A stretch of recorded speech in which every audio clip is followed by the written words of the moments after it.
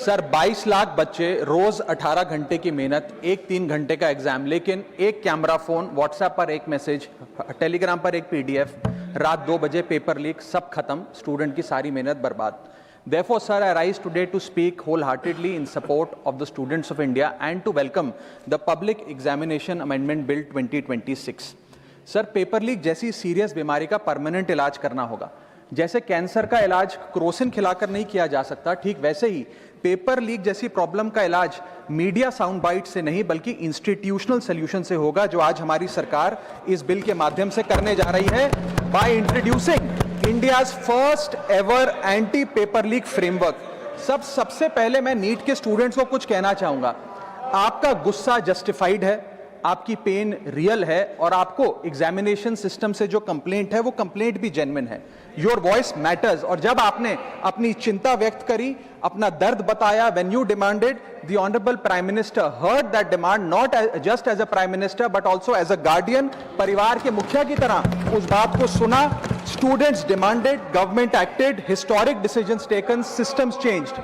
Sir, जब एक student NEET जैसे पब्लिक एग्जाम की प्रिपरेशन करता है तब वो अकेला तैयारी नहीं करता, उसका पूरा परिवार प्रिपरेशन करता है। माँ अपनी छोटी छोटी जरूरतें रोक देती है, घर का बजट कम करती है, पिता फैमिली की सेविंग्स को कोचिंग फीस, रेंट और टेस्ट सीरीज पे खर्च करता है, फैमिलीज को लोन तक लेना पड़ता है और स्टूडेंट खुद कोटा, जयपुर, चंडीगढ़, दिल्ली, पटना जैसे शहरों में जाकर घर से दूर रहता है, दिन में 18-18 घंटे पढ़ता है, रात 2 बजे तक पढ़ाई करता है और फिर अलार्म लगाकर सुबह 5 बजे क्लासेस के लिए उठ जाता है। परिवार से दूर, कोई सोशल लाइफ नहीं, कोई त्योहार फेस्टिवल नहीं, सोशल मीडिया, फ्रेंड से दूर, और अपनी स्लीप और अपनी हेल्थ से भी कॉम्प्रोमाइज करता है, क्योंकि उसे पता है कि जब वो पेपर लिखेगा तो सिर्फ पेपर नहीं, अपनी फैमिली के लिए एक बेटर फ्यूचर लिखने जा रहा है। और फिर एक दिन एग्जाम की तारीख पर उसे पता लगता है कि 3 साल से वो जिस पेपर की तैयारी कर रहा था वो पेपर किसी ने पहले ही पैसे देकर हासिल कर लिया, पेपर लीक हो गया। और इस समय सर सिर्फ पेपर लीक नहीं होता, उस स्टूडेंट का मेहनत, उसकी ड्रीम्स, उसकी सेल्फ बिलीफ, उसका ट्रस्ट, उसकी एस्पिरेशंस, ये सब लीक होती हैं और उसकी मेंटल और फिजिकल हेल्थ पे असर पड़ता है। I understand that pain sir, because मैं खुद भारत के अभी कुछ साल पहले ही भारत के एक पब्लिक एग्जामिनेशन सिस्टम का स्टूडेंट रहा, चार्टर्ड अकाउंटेंसी का।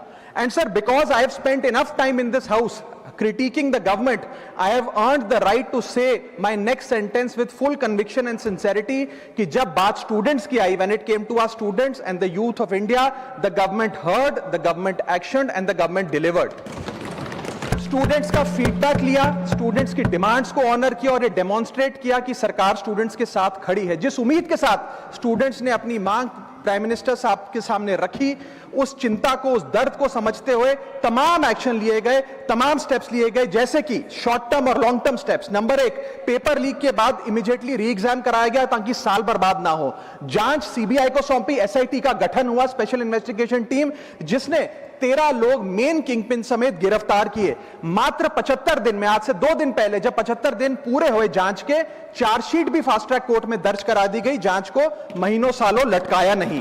47 नेशनल टेस्टिंग एजेंसी के ऑफिसर्स को शंट आउट किया गया, एजुकेशन सेक्रेटरी का तबादला हुआ, यहां तक कि मॉरल ग्राउंड्स पे हमारे ऑनरेबल होम एजुकेशन मिनिस्टर ने इस्तीफा तक दिया और स्टूडेंट प्रोटेस्टर्स के खिलाफ जो केसेस थे उन्हें विड्रॉ किया गया। बीरीड फैमिलीज जिसके अपने किसी घर के बच्चे को, किसी स्टूडेंट को खो दिया, उसको कॉम्पनसेशन दी जा रही है।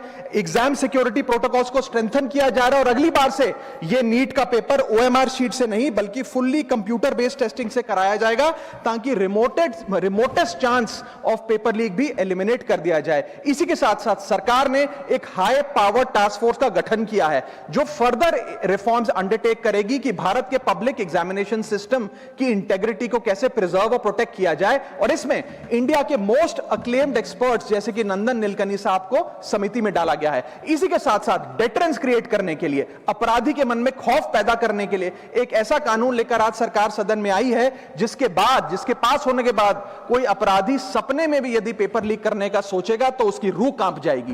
पहली चीज, पेपर लीक को एक इंडिविजुअल द्वारा किया गया क्राइम नहीं बल्कि एक ऑर्गेनाइज्ड सिंडिकेट नेटवर्क द्वारा किए गए क्राइम के तौर पे ट्रीट किया जाएगा, जिसमें इनसाइडर हो, कोचिंग माफिया हो, लॉजिस्टिक वेंडर हो, प्रिंटिंग प्रेस हो, सॉल्वर गैंग हो, एग्जाम ऑफिशियल्स हो, सब पर कार्रवाई होगी। सबको दोषी करार देने के बाद, गिल्टी करार देने के बाद 10 साल तक की जेल होगी और 10 करोड़ रुपए तक का जुर्माना लिया जाएगा। साथ सारे ऑफेंसेस को cognizable, non bailable, non compoundable बनाया गया। एक स्पेशल टास्क फोर्स का गठन किया गया कि अब कभी भी यदि पेपर लीक की संभावना भी उत्पन्न होती है तो यह स्पेशल टास्क फोर्स जांच करेगी और यह इन्वेस्टिगेशन सालों साल नहीं लटकाई जाएगी, 2 महीने के अंदर अंदर से इस इन्वेस्टिगेशन को कंप्लीट करना होगा। और इसी के साथ साथ फास्ट ट्रैक कोर्ट्स का गठन किया जो ये इंश्योर करेंगे कि इसमें स्पीडी ट्रायल हो, डे टू डे ट्रायल हो, स्पेशल पब्लिक प्रोसिक्यूटर होगा, 3 महीने में पनिशमेंट सुनाई जाएगी। सर मैं बता दूं, हमारे देश में fast track courts heinous crimes के लिए बने हैं, जैसे कि क्राइम्स अगेंस्ट वुमेन, रेप और पॉस्को जैसे अपराध के लिए। आज हमने पेपर लीक को उस हीनियस क्राइम्स की कैटेगरी में ला खड़ा किया है सर। इसी के साथ साथ सर इंस्टीट्यूशनल और systematic reforms will demonstrate zero tolerance towards paper leak, और इससे भारत की इंडियन पब्लिक एग्जामिनेशन सिस्टम की इंटेग्रिटी को हम प्रिजर्व और प्रोटेक्ट कर पाएंगे। ये सब इसलिए हुआ because sir there is nothing more important than the students and their future.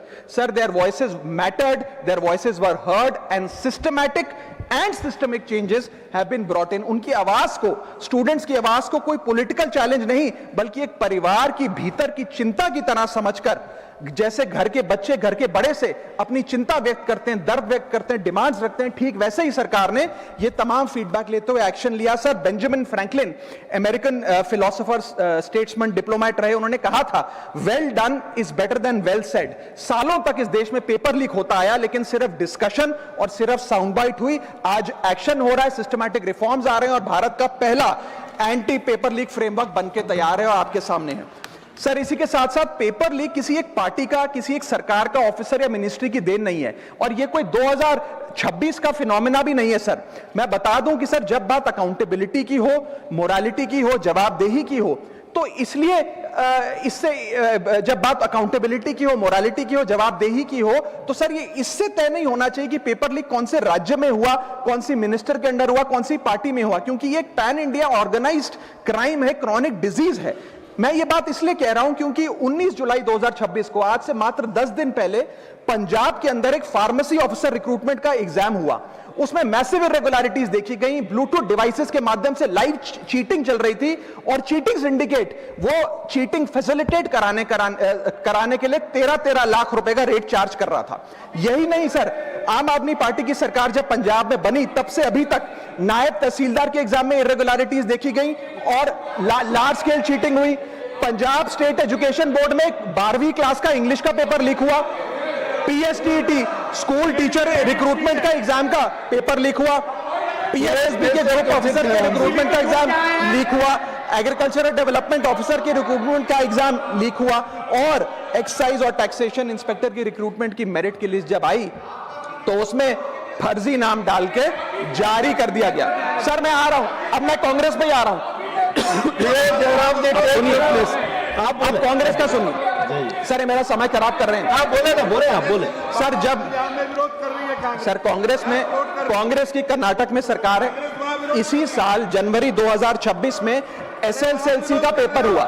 इसी साल कर्नाटक में कांग्रेस की सरकार के अंडर एसएसएलसी का पेपर हुआ, पेपर लीक हुआ और वो पेपर ऑनलाइन 200 रुपए में स्टूडेंट्स को बेचा जा रहा था।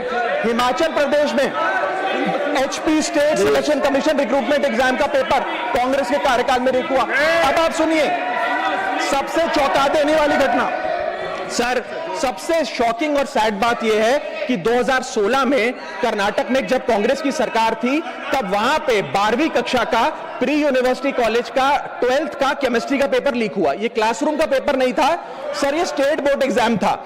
ये स्टेट का एग्जाम जब पेपर लीक हुआ, बच्चे एग्जाम देकर घर आ गए, पता लगा पेपर लीक हो गया, पेपर कैंसिल कर दिया। 20 दिन बाद री एग्जाम कराया गया, री एग्जाम का पेपर भी लीक हो गया और उसके बाद रात को 3:30 बजे वो पेपर व्हाट्सएप पे घूम रहा था, री एग्जाम को भी कैंसिल करना पड़ा। इसके बाद जब जांच हुई, स्टेट सीआईडी ने जांच करी तो 3 लोगों को अरेस्ट किया, जिसमें कर्नाटक सरकार के मेडिकल एजुकेशन मिनिस्टर डॉक्टर शरण पाटिल का पीए खुद शामिल था। पीए 10-10 लाख रुपए लेकर पेपर लीक कर रहा था। उसके बाद जब मंत्री जी से पूछा गया कि आप इस्तीफा क्यों नहीं देते, आपकी मॉरल और डायरेक्ट जिम्मेदारी बनती है, आपके दफ्तर का आपका पीए पेपर लीक कर रहा है, आप क्यों नहीं इस्तीफा देते, तो उन्होंने कहा कि there is no question of resigning, अगर कुछ गलत हुआ है तो वो मेरे पीए का पर्सनल मैटर है, उसकी पर्सनल लाइफ है। वहां सर ऑफिस गवर्नमेंट का, डेजिग्नेशन गवर्नमेंट की, एक्सेस गवर्नमेंट का, बट अरेस्ट की बात आई तो पर्सनल लाइफ का मैटर है। और आयरनी देखिए, आज 2026 में कर्नाटक में फिर कांग्रेस की सरकार है और डॉक्टर शरण पाटिल फिर मंत्री हैं और उसी विभाग के मंत्री हैं, मेडिकल एजुकेशन विभाग के मंत्री हैं। यह है स्टैंडर्ड ऑफ अकाउंटेबिलिटी। सर सुनिए, सुन लो।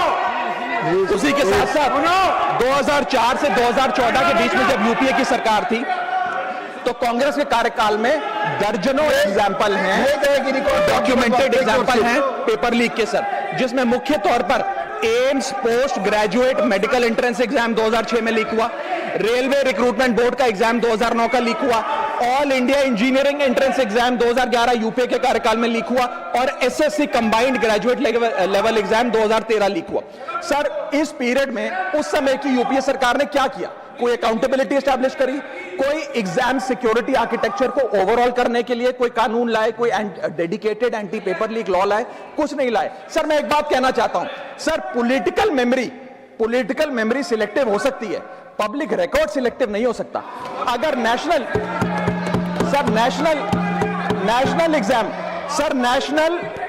एग्जाम का पेपर लीक अगर नेशनल क्राइसिस है, जो कि है, तो सर ऑपोजिशन रूल्ड स्टेट का पेपर लीक एक लोकल इंसिडेंट कैसे हो सकता है? सर स्टूडेंट में तो फर्क नहीं होता। अगर नीट के स्टूडेंट्स का पेन जेन्युइन है, जो कि जेन्युइन है, तो सर पंजाब के फार्मेसी एग्जाम के स्टूडेंट्स का और कर्नाटक के एसएलसी एग्जाम के स्टूडेंट्स का पेन भी जेन्युइन है। स्टूडेंट का पेन पार्टी देखकर चेंज नहीं होता और ठीक उसी तरह रिफॉर्म और अकाउंटेबिलिटी भी पार्टी देखकर चेंज नहीं हो सकती। अब मैं स्टूडेंट्स के बारे में कुछ कहना चाहता हूं। सर देयर वॉइस मैटर्स, उनकी मांगे जायज हैं। सर स्टूडेंट्स द्वारा प्रोटेस्ट करना, सवाल पूछना, डिमांड रेस करना, कोर्ट जाना, पीसफुल मार्च निकालना, ये सब उनका संवैधानिक अधिकार है और ये करना भी चाहिए। लेकिन सर स्टूडेंट का प्रोटेस्ट स्टूडेंट का रहे, किसी पॉलिटिकल पार्टी की रैली ना बन जाए, वे अपना माइक किसी को आउटसोर्स ना करे, क्योंकि सर स्टूडेंट की लड़ाई तो एग्जाम सिस्टम को सिक्योर बनाने की है, नेताओं की लड़ाई अपनी सोशल मीडिया रीच बढ़ाने की है। सर जब पॉलिटिकल लीडर्स प्रोटेस्ट के टाइम पर बैरिकेड के आगे स्टूडेंट को भेज खुद कैमरे की सेफ साइड पे रहें, तो उनसे पूछिए कि रिस्क मेरा और रील तुम्हारी, ये पार्टनरशिप कैसी? सर स्टूडेंट का मूवमेंट स्टूडेंट के फ्यूचर के लिए है, किसी फ्लॉप पॉलिटिकल पार्टी के कमबैक के लिए नहीं है सर। और जो पॉलिटिकल पार्टी के अपने खुद के फ्यूचर का आता पता नहीं, वो स्टूडेंट के फ्यूचर की क्या लड़ाई लड़ेगी सर? स्टूडेंट्स को जस्टिस चाहिए, पॉलिटिकल पार्टी को फुटेज। स्टूडेंट को एग्जाम सिक्योर करना है, पॉलिटिकल पार्टी को वायरल क्लिप। स्टूडेंट का सवाल फ्यूचर का है, नेता का कैलकुलेशन अगले इलेक्शन का। इसीलिए मैं ऑपोजिशन पार्टीज को कहना चाहता हूं, don't use students emotion for your political promotion. ये लड़ाई बीजेपी वर्सेस कांग्रेस नहीं है, ये लड़ाई मेरिट वर्सेस माफिया की है, मेहनत वर्सेस सेटिंग की है। और सर एक बात और, सर आज हमारे स्टूडेंट्स पर पढ़ाई का बहुत स्ट्रेस है। हमारे समाज ने, हमारी सोसाइटी ने आज बच्चों का, क्योंकि हम बेस्ट चाहते हैं, अपनी बच्चों से पढ़ाई संबंधित एक्सपेक्टेशन को प्रेशर में बदल दिया है। और ये प्रेशर सर स्कूल से ही शुरू हो जाता है। जब बच्चा 10वीं क्लास का बोर्ड का एग्जाम दे रहा होता है तो बोला जाता है ये क्रिटिकल ईयर है, अच्छे मार्क्स लाने हैं, नहीं तो स्ट्रीम नहीं मिलेगी, पूरा करियर बर्बाद हो जाएगा। 12वीं क्लास में जाता है तो प्रेशर और बढ़ता है, बोला जाता है ये लाइफ का टर्निंग पॉइंट है, आगे की जिंदगी कैसे डिसाइड होगी। जेई, नीट, सीयूईटी, तमाम एंट्रेंस एग्जाम की तैयारी का प्रेशर अलग। और सर जब कॉलेज पहुंचता है तो एक अलग ही लेवल का प्रेशर होता है। उसको बोला जाता है सीजीपीए ठीक रखो वरना प्लेसमेंट नहीं मिलेगी। ये पूरी लाइफ का सवाल है, करियर का सवाल है। हर स्टेज पर प्रेशर का सिलेबस बढ़ता जाता है। और ओवरऑल सर इंडिया में कंपटीशन बहुत फास्ट स्पीड पे बढ़ रहा है, लेकिन उसी के साथ साथ कंपैरिजन भी बहुत फास्ट स्पीड पे बढ़ रहा है। सबसे पहले जब बच्चा स्कूल जाता है तो अपने स्कूलमेट्स, क्लासमेट से कंपैरिजन होता है। कोचिंग सेंटर जाता है तो वहां कोचिंग सेंटर के स्टूडेंट से कंपैरिजन होता है। ऑल इंडिया रैंकर से कंपैरिजन कंपैरिजन होता है, घर आता है तो पड़ोसी और रिश्तेदारों के बच्चों से कंपैरिजन होता है। ये कंपैरिजन मोटिवेशन नहीं सर, प्रेशर और स्ट्रेस में बदलता जा रहा है। सर जैसे 3 इडियट्स पिक्चर में कहा था ना, काबिल बनो, कामयाबी झक मारकर पीछे आएगी, ठीक उसी तरह समाज को, हम सबको, अगर कोई स्टूडेंट चिंतित दिखे, स्ट्रेस में दिखे, उसे कहना चाहिए कि एग्जाम इंपॉर्टेंट है लेकिन तुम एग्जाम से ज्यादा इंपॉर्टेंट हो सर, क्योंकि घर स्टूडेंट का सेफ स्पेस होना चाहिए सर, दूसरा एग्जाम सेंटर नहीं। और एक रैंक सर, एक रैंक रिजल्ट डिसाइड कर सकती है बच्चे का, उसका फ्यूचर नहीं, वैल्यू नहीं, उसकी पूरी जिंदगी नहीं। और अंत में sir, I just take 1 more minute sir, अंत में मैं अपने वेल विशर्स को भी कुछ कहना चाहूंगा, जो पिछले कुछ समय से मुझे कह रहे थे कि राघव आप नीट के इशू पर कब बोलोगे, आपको हम सुनना चाहते हैं। मैं बड़ी हम्बली कहना चाहता हूं सर, जब मैं ऑपोजिशन में बैठता था तब सवाल मेरा हथियार था, आज मैं ट्रेजरी बेंचेस पर बैठता हूं, आज सोल्यूशन मेरी जिम्मेदारी है। मैं भी रोज कैमरे के सामने आकर साउंड बाइट दे सकता था, लेकिन मुझे हेडलाइन नहीं सर, मुझे आउटकम चाहिए। और जब मैं ऑपोजिशन में था तब मेरा काम इशू रेस करना और सवाल उठाना था, और पूरा सदन, और आप जानते हैं मैंने वो काम पूरी ईमानदारी से किया। लेकिन आज मेरा रोल कैमरा के सामने अटेंडेंस लगाने का नहीं है, मेरा role is, my focus is to fix the system. इसीलिए मैंने अपने आप से एक वादा किया, I made a promise to myself कि मैं इस मुद्दे पर पार्लियामेंट में बोलूंगा, और उस दिन बोलूंगा जिस दिन हम प्रॉब्लम सॉल्व कर रहे होंगे, सोल्यूशन लेकर आएंगे, when the system is getting fixed, and today is that historic day when the system is getting fixed। और सर बिकॉज आज जो रिफॉर्म्स हम लेकर आए हैं, जो सरकार सदन में लेकर आई है, वो इतने जरूरी हैं क्योंकि इन रिफॉर्म से सिस्टम और मजबूत होगा, पेपर और सिक्योर होगा, एग्जाम फेयर होगा, मेरिट का सम्मान होगा, माफिया जेल में होगा, सरकार पहरेदार होगी, कार्रवाई दमदार होगी, स्टूडेंट्स की जीत होगी, माफिया की हार होगी। जय हिंद।